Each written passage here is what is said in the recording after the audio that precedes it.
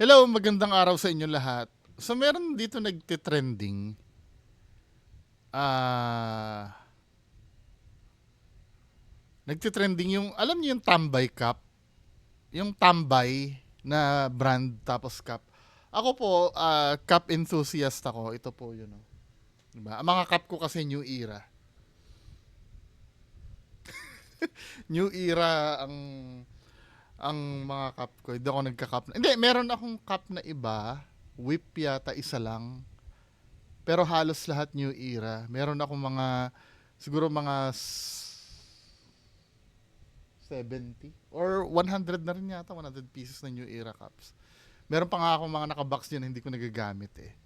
Anyway, mga kababayan ko, nagtitrending itong tambay cup na ito. Ito, kay makagago ko lang napanood to eh. Then sinunod na ng mga ibang influencer, sila Ato, sila Nico David. 'Di ba? Di umano daw itong Tambay Cup na brand na ito ay nanggagaya ng design. Katulad nito. Yan oh, Tambay. Tapos nga naman ano, kuhang-kuha yung ano, yung design. Lalo na tong Thrasher. Oo nga no. Hindi mga kababayan ko, ang issue kasi dito ni Makagago, pinupunan niya yung ano, yung panggagaya daw di umano ng ano ng Tambay Cup. Tingnan nga natin yung ano yung mga product nitong Tambay Cup. Ako feeling ko hindi siya kasing quality ng New Era or bias lang ako kasi New Era ang ginagamit ko. Kung makita mo dito, ito may ginaya to, nakalimutan ko na kung anong ginaya nito logo eh. Ito ginaya ito. Then Tambay. Ito anong pinag Raiders o Lakers ba ginaya nito? Tapos ito Red Horse. Ako naggayad na din ako niyan eh. Yung logo ng Red Horse na yan eh. Sa t-shirt naman, tambay, tambay, tambay. Ito Tanduay ginaya nito. Oo nga no. Ito may ginaya rin ito eh. Ito nga logo ng NFL ginaya. Hindi, sa akin lang mga men ano. Kasi ang issue dito ni Makagago, kasi kumikita daw si yung name nito si anong name nung owner nito si Pio Balbuena. Tapos ang mahal daw ng bentahan.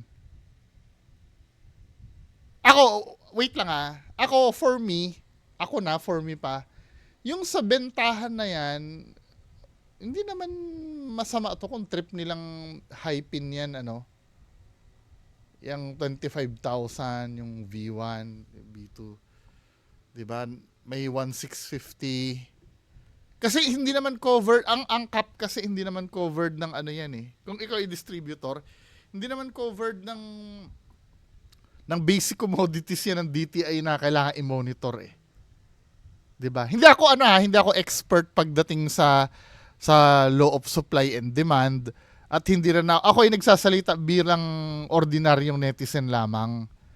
Kasi minsan, naranasan ko na rin, may sumita sa akin, nagbebenta kasi ako ng t-shirt before, 550 isa, yung t-shirt na binibenta ko, minsan nga pinamimigay ko na lang eh.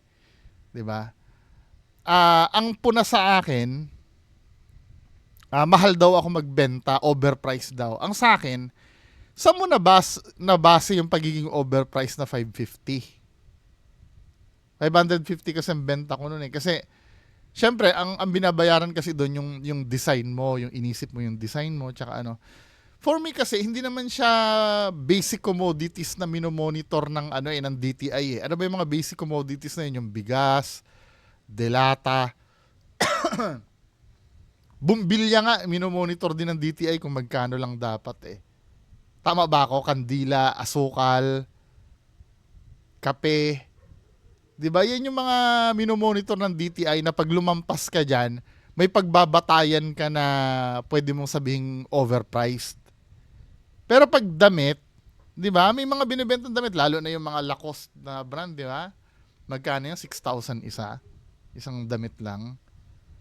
Tapos ano, hindi naman sila covered ng ano. Ngayon, ito na dito na nag-a-apply yung ano, yung pagdating dito sa price part ha. Do sa price part kung magkano may ibenta yan. Kahit ito, let's say may sombrero ako dito, bebenta ko sa inyo ng ano ng 1 million. Nasa sa akin naman yun eh. At kung may bibili naman dito, ano magagawa nyo? May bibili sa akin ng 1 million eh. 'Di ba? Hindi, syempre may magki-criticize sa'yo, grabe ka naman magbenta kasi may alam tayong ano, may alam tayong presyuhan talaga, 'di ba? Kasi alam ko sa new era ngayon 2,000 plus yata isa, 2,1 ba? 2,1 or almost 2,000 ang isa. Nakalimutan ko na eh kasi sinaswipe ko eh. Dati pag bumibili ako kaya hindi ko masyado alam kung magkano yung presyo. 'Di ba? Let's say ganun ano, wala namang feeling ko wala namang masama doon. Maliban na lang kung ah may panloloko kang in-apply do sa pagbenta mo. Sasabihin mo, "Oh, ito bilhin mo na ito. Ito ay 25,000 kasi ito ay rare." 'Di ba? May mga ganung kang pananalita, ito ay rare or ito ay sinuot ni ano ni Fernando Po Jr., 'di ba? Tapos hindi naman pala totoo na rare ito. Ito pala ay napaka-common nito. Doon medyo may ano doon, may kasalanan doon, 'di ba? Or nagsinungaling ka na sinuot ito ng artista, kaya ito ay worth 20,000, 'di ba? Kasi sinuot siya ni Fernando Po Jr. Pero hindi naman pala totoong sinuot ni Fernando Po Jr. Kaya mahal. 'Yun, may panloloko doon, pero yung let's say sabihin mo na hindi ganyan talaga ang bentahan ko. Tingin ko wala namang masama doon. Or kung may best argument kayo sa akin na nagsasabi na masama ang magbenta netong cup na to na halagang 25,000. Sige, ipakilatag sa baba. May intindihan ko naman kung may katwiran kayo eh. Pero kung akong iisipin ko, feeling ko wala namang masama. 'Di ba? Kung tumaas man yung price niyan, syempre may pamantayan sila eh. As long as na hindi panloloko yung pamantayan nila. 'Di ba? Kung mag-create sila ng sarili na ng hype tapos may naha-hype, I don't think na ano na masama naman 'yun. Wala namang panloloko eh. 'Di ba? O let's say sabihin mo na ano na kasi wala nang binebenta niya kaya 25,000. Ngayon, kung may interesadong bumili dyan na 25,000, pag may bumili nun, wala namang masama. Yung kusang loob naman binili yun eh. 'Di ba? Kusang loob. 'Di ba? Pero kung halimbawa may influence na may sinabi kang kasinungalingan dun sa cup na binili sa'yo, katulad nung sinabi ko kanina, no, let's say, BTS fan. Alam niyo yung BTS, yung K-pop. Super fan kasi kilala ko yung mga yan eh. 'Di ba napapanood nyo sa KMJS na yung mga fans na yan kahit sobrang mamahal bibilhin talaga niyan. Yung may mga solid fan base. Sabihin ko lang na ito ay sinuot nung isang member na sikat na BTS, 'di ba? Syempre magsisinungaling ako no na sinuot ni BTS BTS Kwek Kwek to. Hindi ko kasi alam kung anong pangalan ng mga yun eh. Sinuot niya to. 'Di ba? Tapos may papakita kang picture na kamukhang kamukha nito na suot nga. Ito na mismo 'yun. Ibinigay sa akin nung nanood ako ng concert nila. Kaya bilhin niyo ito ng 50,000. Tapos hindi ko naman pinipilit bumili sa akin, pero may panloloko akong ginawa eh. Kaya mabebenta itong cup na binibenta ko eh. Nagigets niyo mga kababayan ko? Magkaiba naman 'yon dito. 'Di ba? Feeling ko wala namang panloloko ko ibenta nila kahit 100,000. Now, dako tayo dito sa isang issue. May isang issue dito na nangongopya daw. 'Di ba? Nangongopya daw. Ito yung kinikriticize ni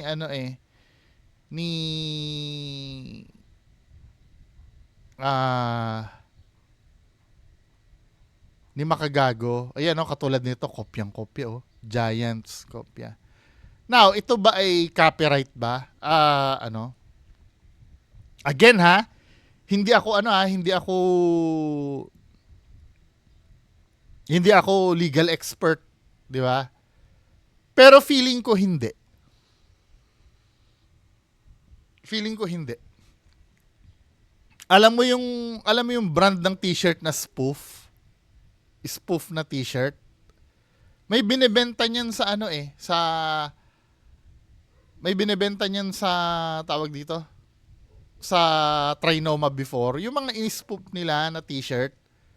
Kahit nga mga movies may ganyan eh. Halimbawa, Adidas papalitan nila ng Adobo.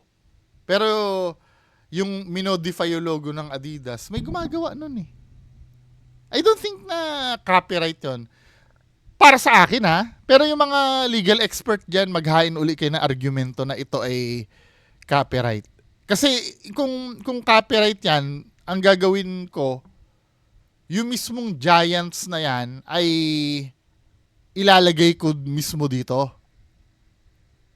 'Di ba? Yan na yan mismong ilalagay ko diyan. Yun ang may sabit sa copyright. Yan na yan mismo. I don't think yung design, kasi maraming gumagawa niyan men eh. For example, magandang example to, buti nandito to eh. Naalala niyo ito, Rino Liver Spread, 'di ba? Dati nung nasa supermarket ako, yung packaging ng Argentina, ganitong-ganito din ang itsura. Nakikita nyo, iconic kasi ito eh, itong zigzag na to eh, na pattern eh. Iconic ito sa Rino. Yung Argentina kasi, sinesearch ko kanina yung old packaging ng Argentina eh. Ganito itsura. Kaya lang, yung zigzag na yan, ginagawa yun, yung mga sandwich yun na alternate, kaya nagmukhang zigzag. Intentionally, ginaya nila yung ng Rino. Kasi nga, sikat ang Rino eh. 'Di ba pag sinabi mong synonymous na siya sa liver spread ang Rino. Pagka nakita mo yung Argentina na may zigzag din, mapagkamalan mong Rino, 'yun ang bibilhin mo. 'Di ba? At meron pang isa dito katulad nito Alam niyo yung banda na Limp Bizkit?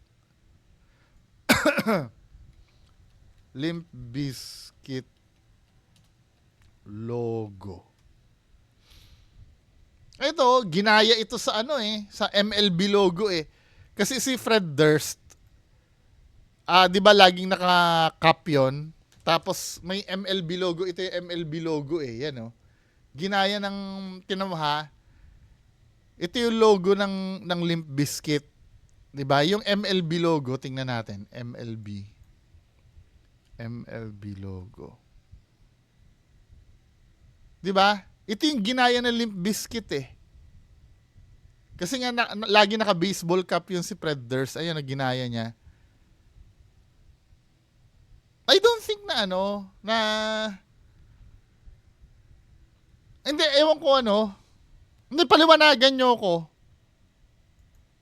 Sa akin, katulad dito sa Pistons to, di ba? Ginaya yung sa akin, hindi naman siguro. Kung walang ng inspiration, kasi for me, kung talagang copyright yan, kung ano mismo yung brand na yon, yun mismo yung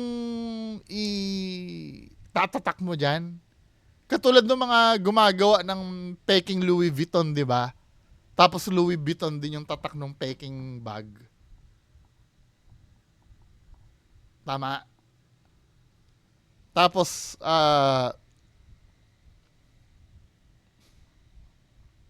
yung Rolex, di ba? May peking gumagawa na Rolex. Actually, yung mga ganun nga, hindi ano-ano ng Louis Vuitton yun eh. Hindi ma-destroy. May mga nire-raid ang mga Louis Vuitton na mga peking ganun. Pero hindi nila ma-conquer yun eh. Talaga pati mga Jordan na peke, di ba? Yun talaga, mga may kasalanan talaga sa copyright yun. Pero ito, hindi ko, for me, hindi, Sariling opinion ko po, for me, hindi. Sa bagay, ito logo na to, ano? Logo ng Hornets to eh. 'Di ba? Pero pag yung logong ganyan, alam ko may ano na to. Yung logong ganire. Pero yung hindi ano, debatable kasi eh. Pero ako I'm leaning sa hindi naman siya copyright for me. Now, ang tanong, ako ba bibili ba ako nito? Magkano 'yan? Ang pinaka ano niyan, meron ditong price list na nilagay, ayan oh, pinakamahal 25,000. Sa ganong cup, yung quality, hindi naman sa ano, since 2000 pa ako, nung bumibili pa ako ng New Era cup dati noon, 2000 pa noon, baby pa ako noon eh. Doon ako nagsimula eh, dahil kasi binibilhan ako ng nanay ko. Wala pang supplier ng New Era Cup daw noon. Kinikwento sa akin habang sanggol pa ako dati. Wala pang New Era Cup supplier noon. Pumunta lang ang New Era sa Pilipinas siguro. Actually, ang unang dealer ng New Era dito yung sa retailer na mismo, hindi siya reseller ha. Sa retailer, alam niyo yung active na shop. Meron lang yata noon dati sa Trinoma tsaka sa Greenbelt. Active. Doon ka lang makakabili ng ng New Era na cup. Then pumasok ang siguro 2016, 2017. Nagkaroon na mismong shop ang New Era sa Pilipinas. Lately na lang 'yan.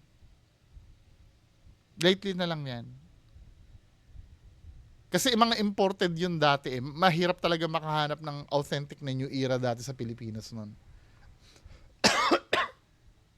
Ang maganda kasi sa New Era, halata mong high quality talaga. Yung kahit malabhan siya, hindi siya yung nagmumukhang luma. Depende sa paglalabayan eh. Sa pagwawash. Ito kasi, yung level nito, lalo na ito alam mo yung mga palengke levels. Sa bagay, hindi ko pa naman nakahawakan ng ang pinaka malapit lang sa New Era na nasubukan ko. Yung alam niyo sa flip top. Yung whip. 'Di ba? Yung kasi yung Michelle and Ness kasi puro snapback yata yun eh. Wala naman yatang fitted na kagaya nito. 'Di ba? Ngayon, kung akong tatanungin niyo yung ganyang kamamahal, hindi ako bibili, syempre.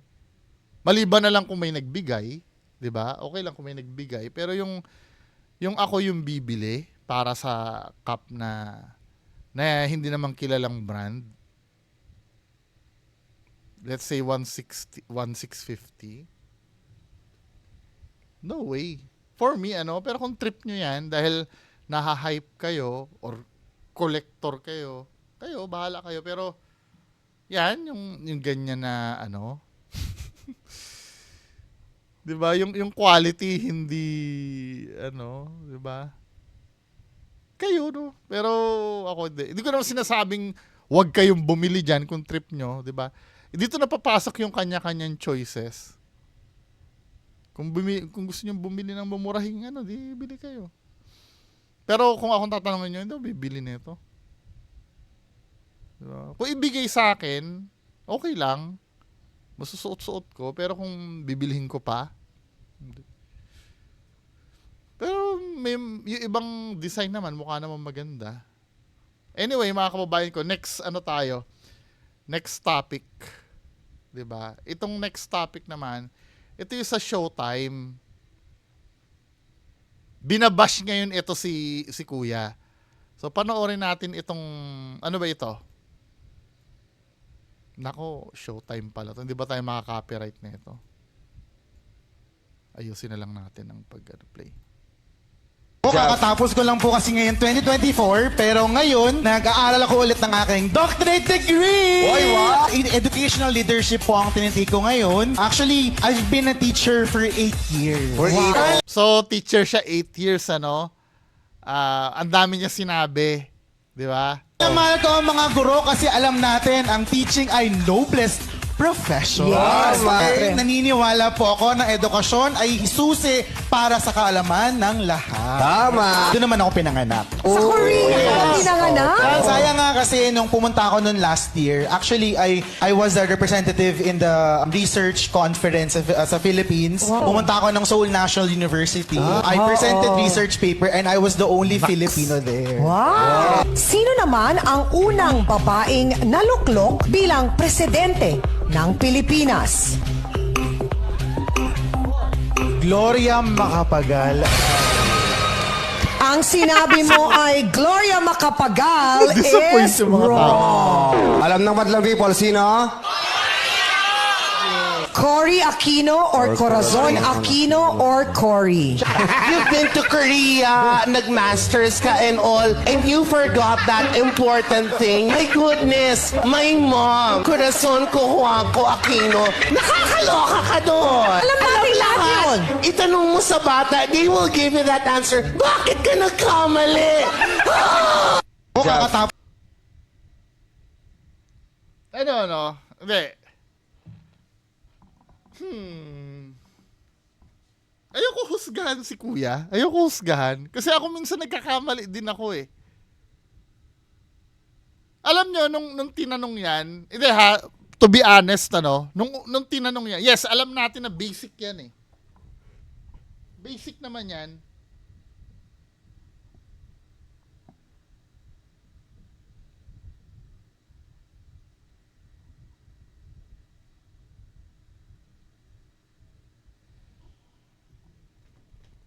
Basic naman yan, yung tanong na yan. Pero nung unang napakinggan ko ito, Gloria Macapagal Arroyo din ang nasagot ko. Pero alam ko naman na si Cory Aquino talaga. 'Di ba? Makikita mo naman sa mukha ng tao yun na na ay oo nga pala pag gumanon. Nagkakataon yan. Na I'm so sure yung mga iba dyan na unang hindi mo na nila nagigets ko ano yung mali dito sa video na to. Kasi ako ganun ako eh. Nung unang Gloria Macapagal Arroyo, to be honest, yun din na sinabi ko eh. Kasi dahil hindi ko na naabutan si Cory, siguro. Ang naabutan ko lang si Gloria, siguro. May mga factors kasi yan eh. Kung hindi naman sa lahat ng oras, may mga ganyan talaga. Ako nga, nagkakamali nga ako kung ilan kami magkakapatid eh. Minsan nasasabi ko, 8. Pero pag binilang ko, 7 lang pala kami. 'Di ba? Nangyayari sa tao 'yan. Na magkamali kahit pa sabihin mo na dito papasok yung nobody's perfect. Hindi naman crime 'yan. Ngayon naaawa lang ako kasi syempre nga naman sinabi mo na doctorate ka, bla bla bla bla. Pero may mga mistake talaga tayo na kasi nung sinagot niya na parang hesitant siya eh. Ibig sabihin alam niyang may mali. Tapos ko lang po kasi Tama. ngayon 2024, pero ngayon, nag-aaral ako ulit ng aking doctorate degree! Oy, wow! In educational leadership po ang tinitake ko ngayon. Actually, I've been a teacher for 8 years. For 8 Dahil na mahal ko ang Teacher 8 years, Hindi, depende. Malay mo, mathematics teacher siya. Pero kung history teacher nga naman siya, di ba? Parang... mga guro kasi alam natin ang teaching ay noblest profession. Yes, siyempre. Naniniwala po ako na edukasyon ay susi para sa kaalaman ng lahat. Tama. Doon naman ako pinanganak. Sa Korea ka pinanganak? Sayang nga kasi nung pumunta ako noon last year, actually I was a representative in the research conference sa Philippines. Pumunta ako ng Seoul National University. I presented research paper and I was the only Filipino there. Wow! Sino naman ang unang Tama ang expression niya nung sinabi niya ay Gloria Macapagal Arroyo ha. babaeng naluklok bilang presidente ng Pilipinas? Gloria Macapagal. Tama, parang na siya eh. Ang nalaman niya, kasi may mga, glitch ng utak yan. Lalo na kung may time pressure pa. Actually, kahit wala nga time pressure eh. Magkakaroon ka ng slip of the tongue eh. 'Di ba? Kahit mga simpleng nanay ko nga ang tinatawag na pangalan ko, pangalan ng kuya ko eh. Anak niya na ako noon ha. Ibig sabihin, bobo ang nanay ko. May tinatawag na slip of the tongue. 'Di ba? Nangyayari talaga 'yan. Hindi naman hindi naman porket nasa siguro medyo preoccupied si kuya or excited or ano. Hindi kayo, gusto kong malaman ang opinion nyo dito kasi binubugbog ito sa binubugbog ito sa social media ngayon eh kasi nga daw ang dami dyan daw pinagmalaki na accomplishments niya tapos yung basic daw na tanong ay hindi niya daw masagot. 'Di ba? Dito naman papasok bakit kayo perpekto kayo. 'Di ba? Hindi naman niya okay lang sana halimbawa nagvo-vlog siya nagvo-vlog siya tapos nagdadaldal siya na ako ang pagkakaalam ko ang unang presidenteng babae ay si Gloria Macapagal. Doon invalid 'yon kasi vlog mo 'yun eh. Kumbaga may chance ka munang i-research yun, idadaldal mo bago mo sabihin. 'Di ba? Talagang pagkakamali 'yon kasi naranasan ko din 'yan eh. Dumaldal ako dito nang hindi ko ni-research. Nagkamali talaga ako doon. Kaya pwede talaga ako sisihin doon. Pero yung halimbawa nasa time pressure ka, bigla ka natanong tapos nagkamali ka, I don't think nakasalanan niya yon. Hindi, kaya mga kababayan ko, kasalanan niya ba yon? Hindi naman kasalanan yon. Honest mistake yon. 'Di ba?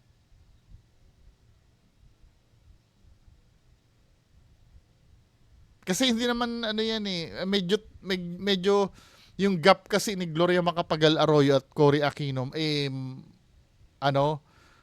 dekada. 'Di ba? Dekada yung gap nila. So may pagkakataon hindi niya generation yung kay Cory Aquino. Maybe sa mga bata, no? Alam na mga bata na kinder or elementary school kasi fresh sa kanila na pinapag-aralan nila yan eh. Sa history eh. Pero yung ganyan, for me, hindi masama. Hindi siya masama. Nagkakamali tayo lahat eh. 'Di ba?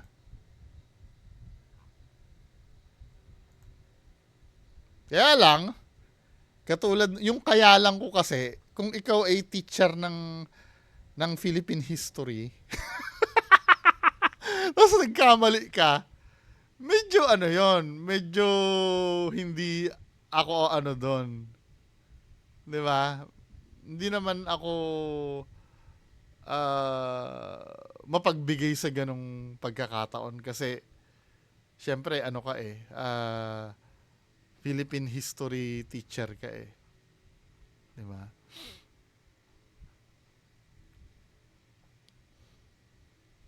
May mga issue pa pala sa PBB oh. Hindi ako sa nanonood ng PBB na yan eh.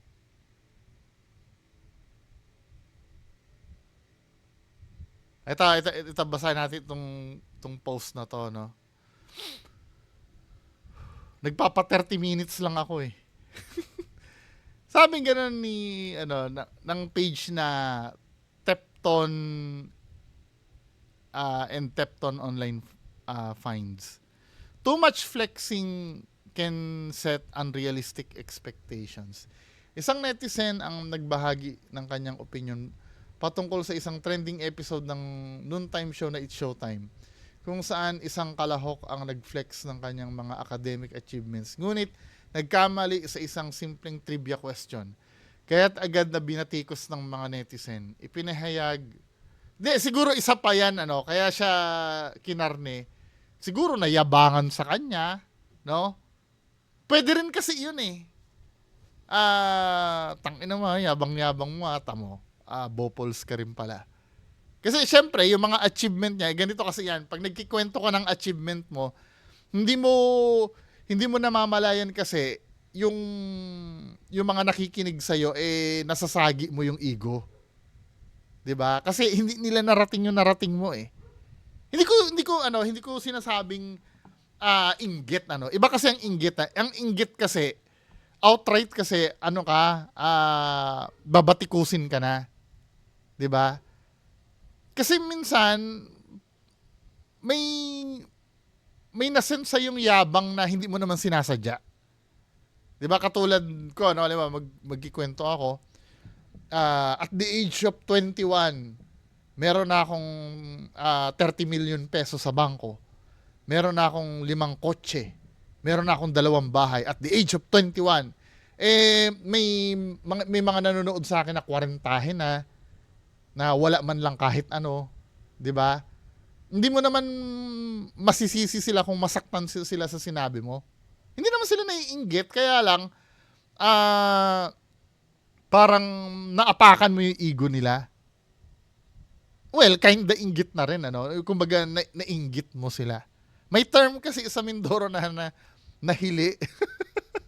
Nahili sa'yo. Yung parang ganon. Di ba? Sabi ko, isang netizen ang nagbabahagi ng kanyang blah blah blah. Binatikos daw. Ipinahayag ni Hector Panti ang kanyang saloobin ukol sa pangyayaring ito. Ayon sa kanya, walang mali na ipagmalaki ang mga pinagsikapan na tagumpay. Subalit ang labis na flexing ay maaaring magresulta ng unrealistic expectations. Gayunpaman, inihayag nito na kahit gaano ka-successful at kataas ang pinag-aralan ng isang tao, maaaring pa rin itong magkamali. Kaya't mas mainam kung paresa natin ito ng pagpapakumbaba. Oo nga naman. Ano. Feeling ko nung napakinggan ko siya, mukha nga namang ano siya, nagmalabis siya dun sa ano niya. Pwede naman niyang sabihin na, kumbaga ganito yan mga men, ano, huwag kang magyayabang nang hindi ka tinatanong. Di ba? Para kasing let's say, halimbawa, reunion nyo ng biglang pagpasok mo sa mga friends mo, klase mo. Hello, ayan nakaparada nga yung Pajero ko sa labas Hindi ka naman tinatanong, 'di ba? Meron nga ako 5 negosyo, meron nga akong ganyan, di ba?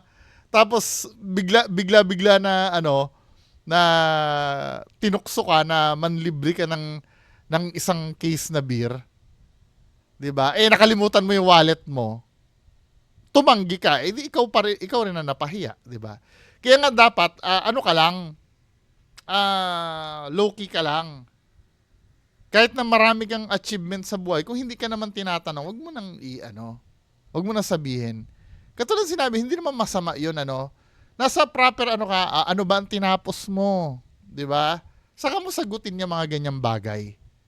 Pero hangga't hindi ka naman tinatanong ng mga ganyan-ganyan, wag mo na ipagmalaki. Tama itong sinabi nito, no?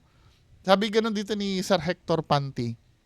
I came across a video recently where someone with impressive achievements, a master's degree, research presentations abroad, and pursuing a PhD proudly shared his accomplishment on a game show. However, when he got a simple trivia question wrong, the backlash was intense. It made me reflect on how we view confidence and achievement.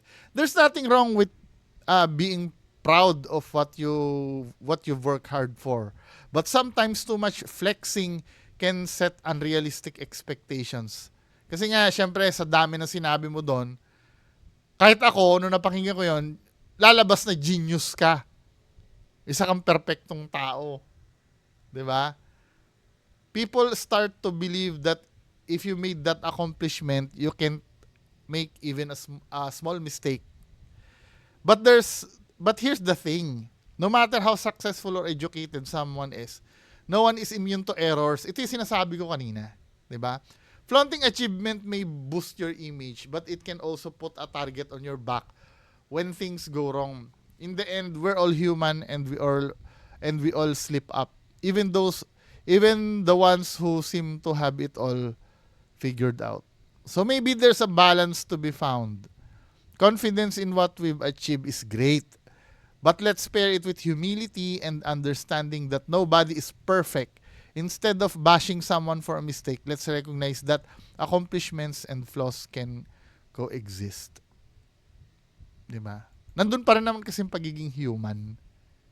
Kaya for me, wala namang masama doon. Medyo naging mainit lang sa tao dahil ang dami mong binuladas, di ba? Then nagkamali ka. Kaya as much as possible sa susunod, maging humble. Mas maganda na yun eh. Yung halimbawa, bigla na lang makikita ka ng tao na taragis ka, hindi mo sinabi. Graduate ka pala ng ng STI. Di ba? Kaya pala sobrang talino mo. Di ba? Yung mga tao na lang yung bahala. At least kung magkamali ka man, hindi ka agad huhusgahan. Kumbaga kung magkamali ka doon sa simpleng tanong, di ba? Matatanggap ka ng tao na hindi, pare-parehas lang kasi tayo. Di ba? Anyway, mga kababayan ko, yan lang po muna. Maraming salamat. Bye-bye.